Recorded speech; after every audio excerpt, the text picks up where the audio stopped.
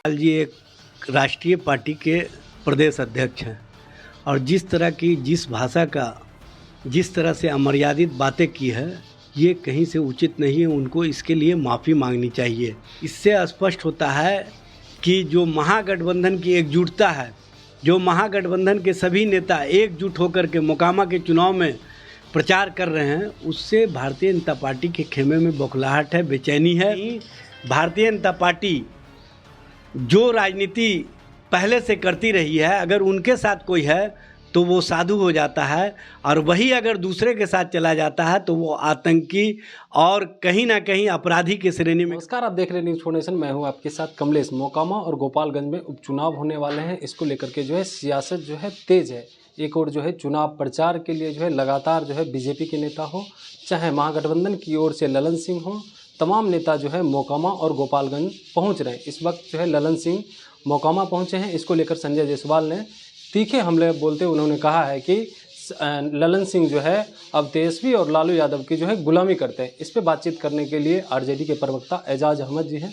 हम इनसे बातचीत करेंगे, क्या कुछ कहेंगे। जिस तरह से संजय जायसवाल कह रहे हैं कि ललन सिंह अब तेजस्वी और लालू यादव की गुलामी कर रहे हैं। देखिए, संजय जायसवाल जी एक राष्ट्रीय पार्टी के प्रदेश अध्यक्ष हैं और जिस भाषा का जिस तरह से अमर्यादित बातें की है ये कहीं से उचित नहीं है। उनको इसके लिए माफ़ी मांगनी चाहिए बिहार की जनता से।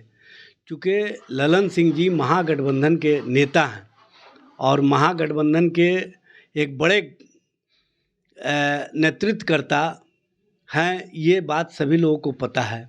ललन सिंह जी जनता दल यूनाइटेड के राष्ट्रीय अध्यक्ष हैं और वो राष्ट्रीय अध्यक्ष होते हुए उन्होंने जो काम किया है ये किसी से बताने की आवश्यकता नहीं है। उनको बेचैनी किस बात का है संजय जायसवाल जी को?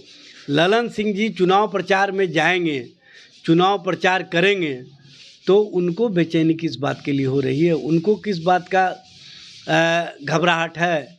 इससे स्पष्ट होता है कि जो महागठबंधन की एकजुटता है, जो महागठबंधन के सभी नेता एकजुट होकर के मोकामा के चुनाव में प्रचार कर रहे हैं, उससे भारतीय जनता पार्टी के खेमे में बौखलाहट है, बेचैनी है, घबराहट है।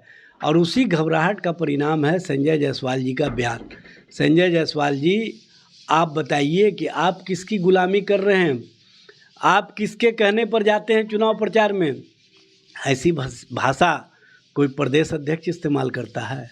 ये स्पष्ट करता है कि भारतीय जनता पार्टी कहीं ना कहीं ये समझ चुकी है कि मोकामा और गोपालगंज के उपचुनाव में हम चारों खाने चित हो गए हैं। अब जनता के चित पर हम चढ़ने वाले नहीं हैं।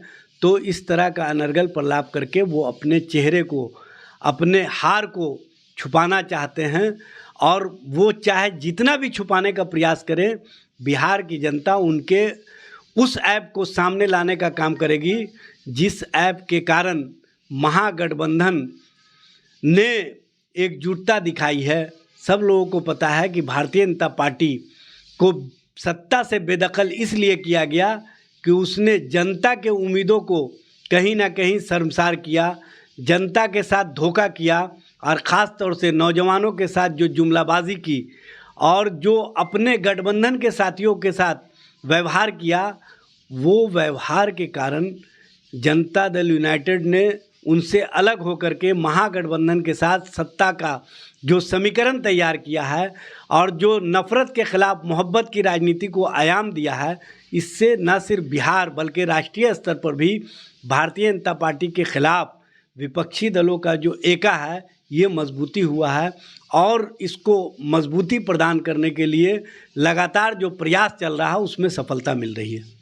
संजय जायसवाल कह रहे हैं कि ललन सिंह कहा करते थे कि आतंक का सफाया करेंगे, लेकिन अब उपचुनाव होने वाला है, उसी का प्रचार करने अब वो मोकामा पहुंचे हैं। इसको लेकर के क्या कहेंगे? उसको लेकर के क्या कहेंगे संजय जायसवाल जी, जिसमें वो अनंत सिंह जी का नॉमिनेशन कराने के समय में उपस्थित थे। वहाँ पर पूर्व उप मुख्यमंत्री सुशील मोदी जी वहाँ पर उपस्थित थे, पूर्व उप मुख्यमंत्री तारकिशोर प्रसाद जी और अन्य नेतागण। ये स्पष्ट करता है कि कहीं ना कहीं भारतीय जनता पार्टी जो राजनीति पहले से करती रही है, अगर उनके साथ कोई है तो वो साधु हो जाता है, और वही अगर दूसरे के साथ चला जाता है तो वो आतंकी और कहीं ना कहीं अपराधी की श्रेणी में खड़ा हो जाता है। दो तरह की नीतियां भारतीय जनता पार्टी दो तरह का पैमाना जो भारतीय जनता पार्टी तय करती है राजनीति में, उसी कारण जनता ने उसको नकारने का काम किया है। भारतीय जनता पार्टी अब जनता के चित्त से उतर चुकी है। आप देखेंगे दोनों उपचुनाव के बाद भारतीय जनता पार्टी बिहार में मुंह छुपाने के लिए, अपना चेहरा छुपाने के लिए किसी न किसी का सहारा लेने के प्रयास में लगेगी, और अब उनको कहीं का सहारा भी नहीं मिलेगा। जो है ललन सिंह अब तुम्हें वो माता तुम्हें वो पिता कहते नजर आ रहे हैं, इसको लेकर के क्या कुछ कहेंगे? देखिए, ललन सिंह जी एक पार्टी के राष्ट्रीय अध्यक्ष हैं, और इस तरह की भाषा ये कहीं से भी जेब नहीं देता। कहीं से भी उनके लिए जो पार्टी के अध्यक्ष हैं वो इस तरह की भाषा इस्तेमाल करें तो वो ये बताएं कि वो नरेंद्र मोदी और अमित शाह के लिए क्या है, अमित शाह और नरेंद्र मोदी को वो क्या मानते हैं। जब दूसरे के संबंध में इस तरह का विचार है तो उनको अपना भी विचार प्रकट करना चाहिए कि उनके लिए नरेंद्र मोदी और अमित शाह क्या चीज़ है। कहीं ना कहीं वो राजनीति के जो सोच है उस सोच को अमर्यादित भाषा से नुकसान पहुंचा रहे हैं। अपना तो नुकसान कर ही रहे हैं, अपने पार्टी का भी नुकसान कर रहे हैं। ठीक है।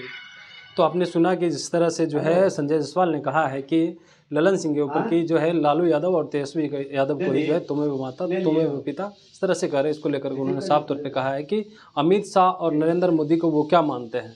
तो फिलहाल इस खबर में इतना ही।